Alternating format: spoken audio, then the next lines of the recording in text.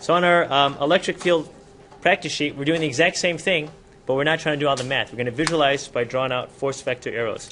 I'm going to do one of the trickier ones for you. Let's not do the first, second, third. Let's do number 7 down here, okay? Here we have a positive source, and we're going to assume that A is twice as close as B. So what does the field look like? At point A, how do we test the field? We use what kind of test charge? A what? A positive test charge. So all I got to do is take my ruler, line it up with the center of the charge, line it up with point A, and then sketch in a little dotted line until I hit point A, and then make that line solid. Okay? And I'm going to make this line, I'm going to pick something arbitrary. How about 2 centimeters in length? Okay?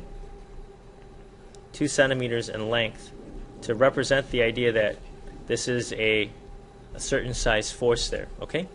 Now at point B, we still use what kind of test charge? You always want to use a what?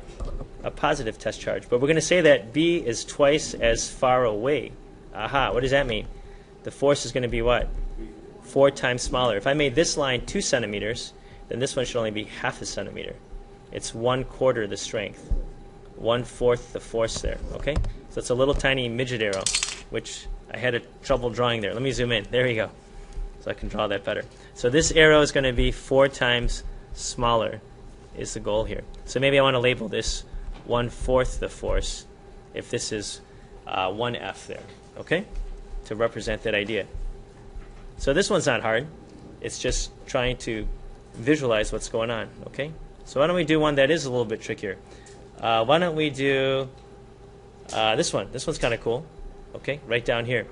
So here we have point A, and it's the same distance between 2 negative charges. So you tell me, what would a negative source do to a positive test charge? It would attract. That's it. So from the center of each charge, we're going to draw an attractive field. And because it's equidistant between the 2 charges, we should draw the vectors different sizes or the same sizes? Same size, okay? So if I make this one, 2 centimeters, let's say, then I should make the other one 2 centimeters as well, right? With my ruler here. And then how do I get my resultant? Can you figure this out? This one's trying to pull this southwest. This one's trying to pull it southeast. So what's the net effect? It's just going to go straight what? South. Okay? But the way you want to sketch that is you want to form a parallelogram. Let me zoom in. What's a parallelogram? It's a quadrilateral shape where the opposite sides are parallel.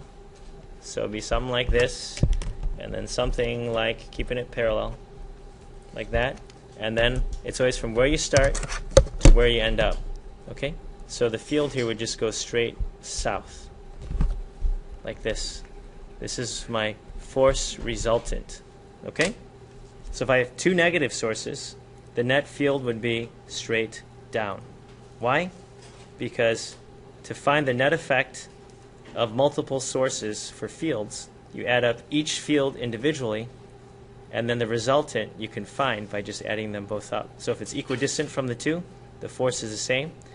The westward pull and eastward pulls cancel out, and then the net south pull is what adds up. So this sucker will just get sucked straight south there, okay? Well, it looks like I whiffed because it went a little bit to the right. Theoretically, it should have just went straight south there. Okay? Lots of fun. So anyway, in the end, visualizing fields, it's actually not that hard. You can do it. That's what we want you to focus on for this unit.